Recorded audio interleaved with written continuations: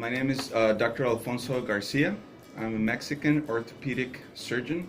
I was the first Mexican surgeon who traveled abroad. I was in Korea doing a fellowship in endoscopic surgery and microsurgery for the spine.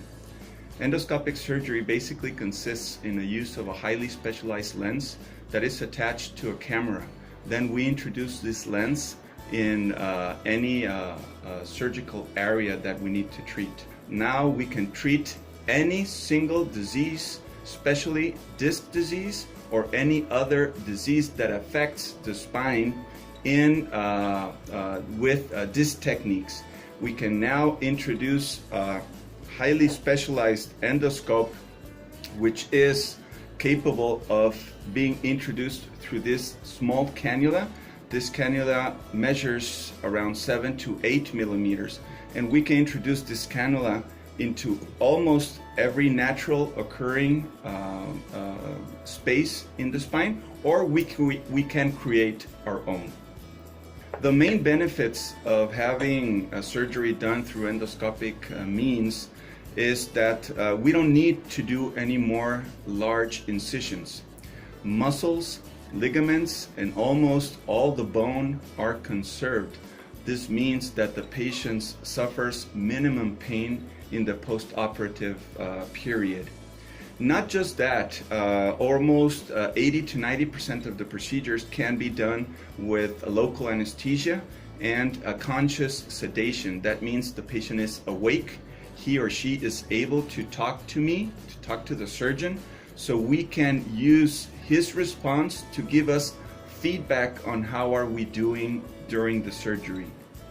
Obviously, after the surgery, the patient is able to walk 4 to 6 hours immediately after surgery, and in most cases, he can be discharged the next day.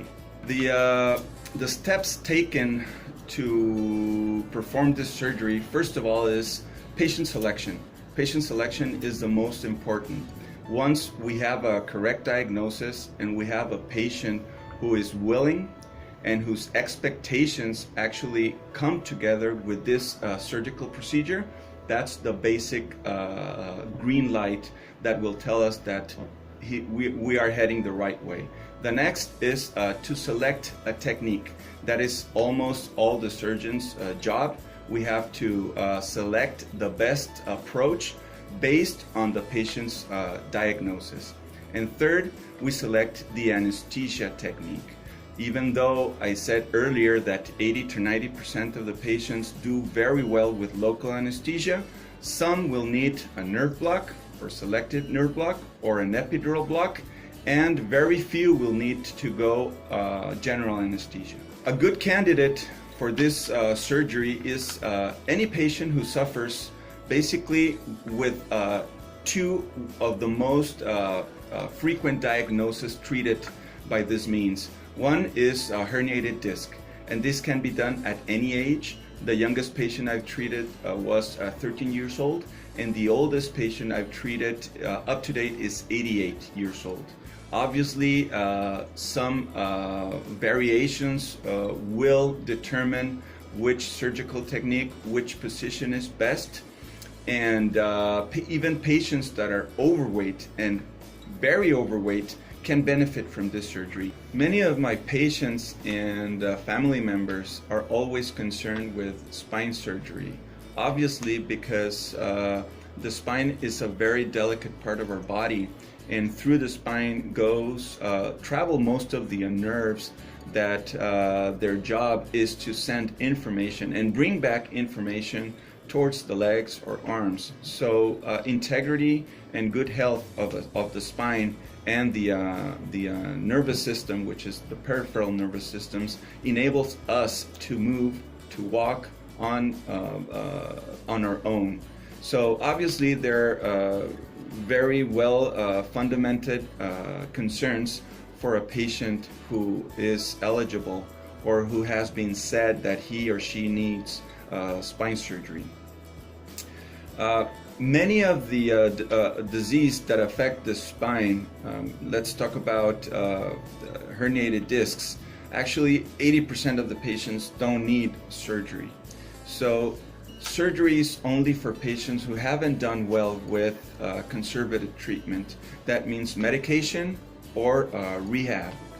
So for those who are eligible and have not done well with conservative treatment, now we can tell them that spine surgery is very different than what it used to be. First of all, the number one thing that it's very important to let the patient know is that most of the surgical procedures are done with local anesthesia and conscious sedation. As I told you before, the patient is lying down on the table, head down, and he or she is able to talk to the surgeon directly if she or she feels any pain, any uncomfortableness on her legs or on her feet. So that will tell the surgeon that he or she is probably putting an instrument on some place he or she doesn't need to. So this is a very safe procedure. The other thing is that we are able to look literally, the surgeon can place her eyes into the spot where we need to treat. That is by means of a scope. This is a very specialized lens attached to a camera. So it's even safer than microscopic surgery because the surgeon can look directly. And the nerve structures are seen on a large screen TV, high definition TV. So it is very difficult to have an accident or an accident during a surgical procedure. The other thing is that very little or no muscle damage is done. Ligaments remain intact. This accounts for less pain after surgery. The patient is able to walk almost immediately and be discharged the hospital on the next day.